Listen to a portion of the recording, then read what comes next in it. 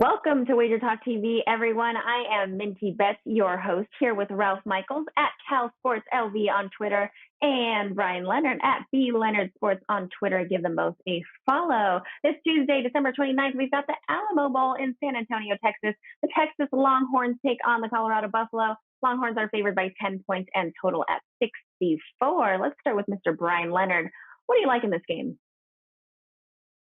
First off, since the bowl games are all starting, this is the first one I've been involved in. I do want to talk about the difference between this year and prior years. It used to be where it was a big commotion made, people got gifts, it was a big deal. Their fans can go see them, their parents can go travel to warm cities and play in the bowls. I'm not so sure they're so excited about being in the bowls this year. That's a concern, especially when you're laying points in the bowls. I know in the past, you could make a lot of money in the smaller bowls by playing the underdogs. And then once you got to New Year's, you used to be able to play the favorites and be pretty confident you were going to end up with a nice profit. My concern here is with all these bowls is who really wants to be there? Okay. I don't want to be there. Ralph, what do you think about this one? Oh, Brian, for my notes, I can just, I agree. Motivation in bowls is key. And I always look at coaches' records. A coach in bowls can convince me to bet on that team. Tom Herman, 3-0 in bowls, well and covered. Nice job. Agree with that. But I can't play a double-digit favorite. I'm going to give you some numbers, which Brian mentioned early in the bowls. Double-digit favorites, non-New Year's Day bowls, going back 20 years, are 43.4%.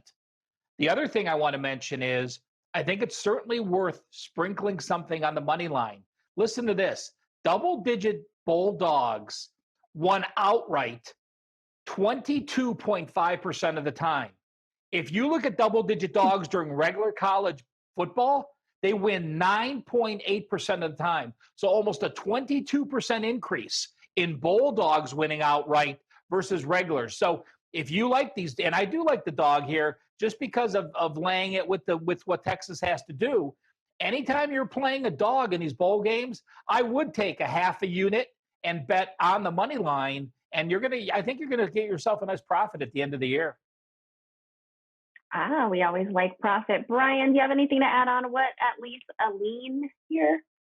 Yeah. Oh, yeah. I just wanted to get that out of the way and see what Rolf had to think about that. But yeah, one of our colleagues, one of our friends that we grew up with, Phil Steele, has always had a nice publication. In fact, both Rolf and I know him very well.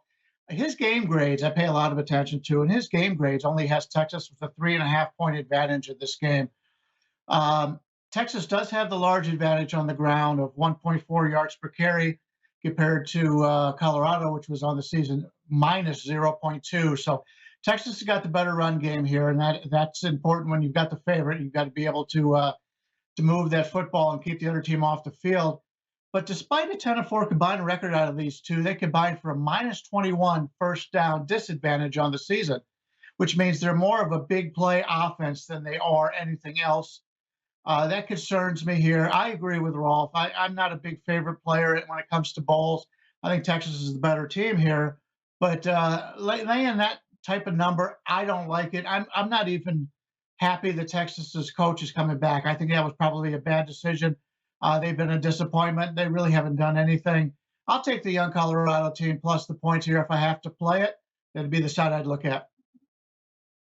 All right, Brian, not happy about it. And that's it. Guys, get a 7 all-day access pass for any handicapper on WagerTalk or Sports Memo for less than $10 a day using coupon code HOHOHO.